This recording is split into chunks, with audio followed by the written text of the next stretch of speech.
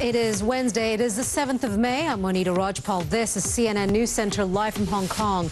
Making news today. But first, what could be a hugely symbolic development in Syria's 3-year civil war. Activists say rebels are evacuating the old city of Homs. The city was once considered the capital of the revolution against President Bashar al-Assad. These pictures are said to show buses taking fighters out. CNN cannot independently verify the footage. Nigeria says it's doing all it can to rescue more than 200 schoolgirls from their kidnappers, but now details are emerging of a shocking new incident. Villagers in northeast Nigeria have told CNN at least 8 more girls were abducted Sunday night. That was in the village of Warabi, considered a stronghold of Boko Haram. Well, the government is setting up an information center to answer questions and provide updates, but a father of 2 of the missing girls says he needs to see more. Well, he spoke to CNN's Vladimir Duthier, who's in Abuja. He joins us now live with more on that conversation. Vlad? Yeah, Monita, we spoke to 2 parents who risked their lives to talk to us because they say that they want the world to know about the reign of terror. One cannot bear to even imagine the fear that they're going through, and of course the fear that these little girls are dealing with as well. Vladimir Duthier there live for us from Abuja. Thank you so much. And be sure to stay with CNN for the very latest on the search for these missing schoolgirls. All this week, CNN's Aisha Sisay will anchor a special edition of CNN News Center live from Nigeria's capital, Abuja.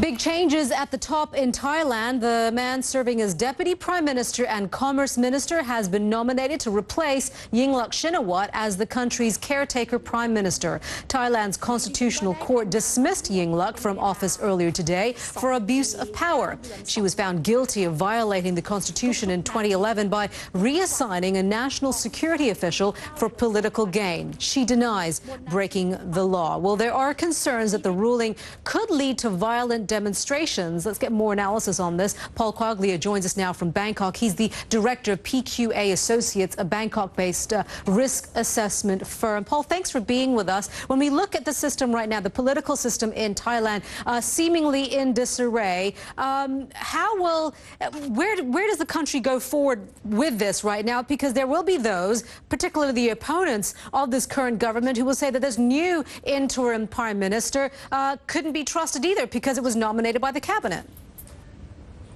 That's correct, Monita. The Constitutional Court ruling today really put Thailand a bit further into political no man's land. Not help that.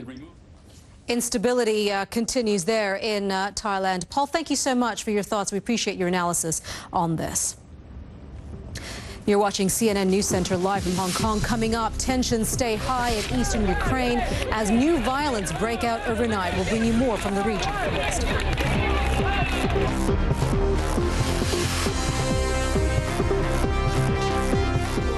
CNN News Center live from Hong Kong. I'm Monita Rajpal. South Africa is holding its first big election since the death of Nelson Mandela and its 5th nationwide poll since apartheid ended 20 years ago. Everyone expects Mandela's party, the African National Congress, to win a 5th straight victory despite the scandals that have surrounded its leader, Jacob Zuma. CNN's Robin Kerner joins us now live from Johannesburg with more on that. Robin, what makes the ANC so popular?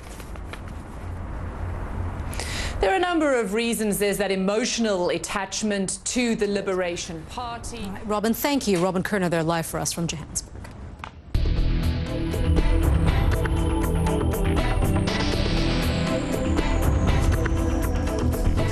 There's more violence in eastern Ukraine as top diplomats express concern about the country's future. Clashes broke out overnight in the southeastern city. CNN's Ara Damon, who joins us on the phone from Mariupol. Ara, what are you seeing?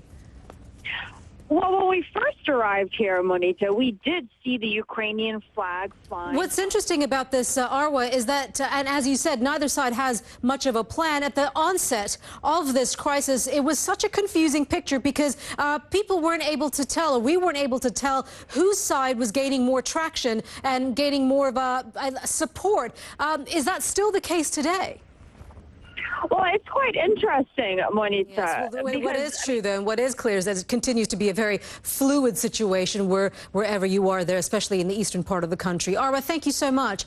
Arwa Damon there, live for us on the phone from Mariupol. You are watching CNN News Center live from Hong Kong. You're watching CNN News Center live from Hong Kong. A dire warning to the United States this week from a White House climate report. CNN's Samantha Moore is at the World Weather Center with more on that. Samantha?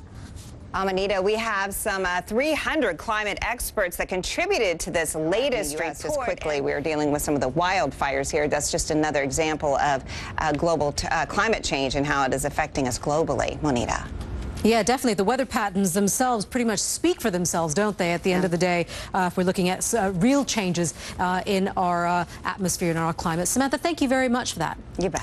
It's been nearly 16 years since Bill Clinton's presidency was nearly derailed when U.S. lawmakers impeached him for lying about his affair with Monica Lewinsky. Well, at the time, she was a 22-year-old White House intern. Now, Lewinsky is speaking out in a new tell-all essay. CNN's Randy Kay reports. New York. And I'm Monita Rajpal live at CNN Hong Kong. Do stay with us here on CNN. We'll be back with the headlines.